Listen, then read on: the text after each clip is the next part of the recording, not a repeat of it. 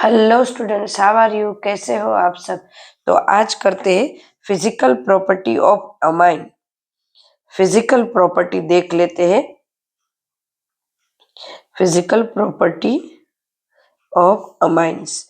चलो, अमाइन कैसे होते हैं?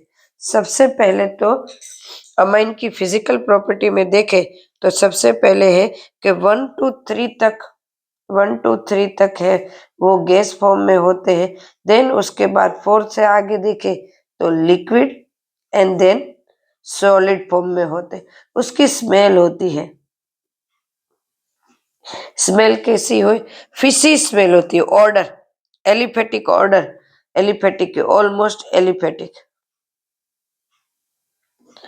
वैसे तो एरोमेटिक में भी आप देखो एनिलीन की आप देखो बराबर, एरोमेटिक में तो उसकी भी स्मेल वैसी ही आती है। वैसे तो फिशी स्मेल ही होती है उसकी। कैसी होती है? फिशी स्मेल उसको बोलते हैं। एरोमेटिक में एनिलीन नहीं होते, ऑलमोस्ट है वो कलरलेस होते हैं, कलरलेस होते हैं। बट ऑक्सीजन के साथ वो रिएक्ट करते, इस वजह से कलर दिखते हैं उसमें। कौन सा कलर दिखते हैं? Reddish colour. रेडिश कलर उसमें दिखता है। आपने एनिलीन का देखा होगा, एनिलीन है वो फिशी स्मेल भी क्रिएट करते हैं एंड रेडिश कलर भी, बराबर। फिर चलो, ये हुआ उसका ऑक्सीडेशन हो जाता है, इस वजह से होता है। क्लियर है? अब देखें कि उसकी अमाइंस के जैसे ही उसका molar mass, number of carbon increase होते हैं तो वैसे ही उनका मोलर मास इंक्रीज होता जाता है। नंबर ऑफ कार्बन इंक्रीज होते हैं, मोलर मास इंक्रीज होता जाता है। क्योंकि 1 बाय 1 हम देखें तो कार्बन के साथ साथ नाइट्रोजन भी उसके साथ अटैच है, तो CH2 इंक्रीज होगा तो मोलर मास भी इंक्रीज होता जाएगा। अब उसकी नाइट्रोजन की हम देखें इलेक्ट्रोनेगेटिविटी अमाइन की, NH2 की,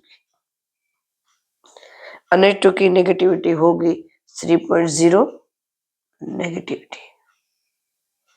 और साथ में अल्कोहल की देखें तो 3.5 है नेगेटिविटी। अब अल्कोहल की ज्यादा है तो अब डिजोल्व होगा तो कौन सबसे ज्यादा डिजोल्व होगा? अल्कोहल डिजोल्व होगा इन वाटर। NH2 है वो लेस डिजोल्व होता है, लेस इन वाटर, बट वो ऑर्गेनिक कंपाउंड में डिजोल्व होते हैं, ऑर्गेनिक में डिजोल्व होते हैं, बाकी कम ऑर्गेनिक। इसीलिए तो अमाइन जब एनिलीन जब हमें देते हैं एग्जाम में, प्रैक्टिकल एग्जाम में, तो उनकी हमें एक टेस्ट करते हैं वाटर सोल्यूबल या इनसोल्यूबल। क्योंकि एनिलीन है वो फिश सी स्मेल, मतलब कोड लिवर ऑयल है फिश का, तो इस वजह से ऑयल बोला ना, तो ऑयल इस वाटर इनसोल्यूबल होगा।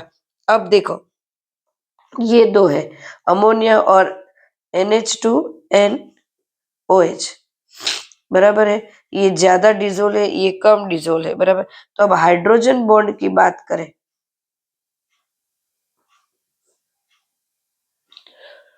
हाइड्रोजन बॉन्ड की बात करें तो इनकी पोलैरिटी ज्यादा है। ऑक्सीजन की और हाइड्रोजन के बीच में पोलैरिटी, पोलर बॉन्ड है वो स्ट्रॉन्ग है, और ये वीक पोलर बॉन्ड है, पोलैरिटी कम है। पोलैरिटी लेस है, पोलैरिटी मोर है। इससे दोनों में कंपैरिजन में अब देखें तो ये ज्यादा बनता है। तो इस वजह से इसका जो बॉइलिंग पॉइंट होता है, बॉइलिंग होगा, ये बॉइलिंग पॉइंट हाई होगा और ये बॉइलिंग पॉइंट क्या होगा? लेस होगा। सोल्यूबल ये ज्यादा हो गए, मोर सोल्यूबल इन वाटर, ये लेस सोल्यूबल इन वाटर होगा ना, क्योंकि पोलैरिटी के ऊपर भी डिपेंड है, बराबर है। अब देखो, इसकी बात करूं तो ये इसका बॉइलिंग पॉइंट या तो मेल्टिंग पॉइंट, आप जो भी देखो, मेल्टिंग पॉइंट बॉइलिंग पॉइंट दोनों लिख सकते हैं। अब देखो, प्राइमरी सेकेंडरी टर्सरी की बात करूं, प्राइमरी सेकेंडरी टर्सरी, तो इसमें प्राइमरी है अमाइन, उसमें क्या होता है nitrogen, N hydrogen, hydrogen NR, बराबर है। तो ये इस तरह से मतलब ये हाइड्रोजन बॉन्ड ज्यादा बनाते हैं, मोर हाइड्रोजन बॉन्ड बनाएंगे, बराबर है। देन सेकेंडरी की बात करूं तो एक H देन R, तो ये इससे कम बनाएंगे, बराबर, हाइड्रोजन बॉन्ड। और टर्सरी की बात करूं तो हाइड्रोजन ही कम है, तो हाइड्रोजन इससे भी कम होगा हाइड्रोजन बॉन्ड। तो इस वजह से इसके बॉइलिंग पॉइंट है वो भी प्राइमरी के फिर मतलब प्राइमरी को लिखते हैं इससे सेकेंडरी एंड टर्सरी, जहां इस तरह से मिले बॉइलिंग पॉइंट भी इसी तरह से हमें मिलेंगे, प्राइमरी, सेकेंडरी एंड टर्सरी और बॉइलिंग पॉइंट। क्लियर है? क्योंकि ये हाइड्रोजन बॉन्ड बनाते हैं तो इसको ब्रेक करने में ज्यादा एनर्जी चाहिए, ये हाइड्रोजन बॉन्ड कम बनाते हैं इससे तो इसको कम मिलेगी, और ये तो बिल्कुल कम बनाते हैं तो इसका बॉइलिंग पॉइंट लो होगा।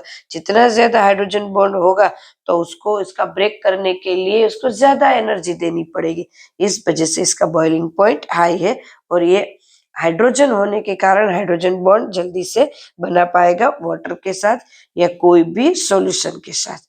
क्लियर है? तो ये थी इनकी फिजिकल प्रॉपर्टी, हमने जो आज देख ली है सारी की सारी। नेक्स्ट वीडियो में फिर से मिलते हैं इसकी केमिकल प्रॉपर्टी के साथ।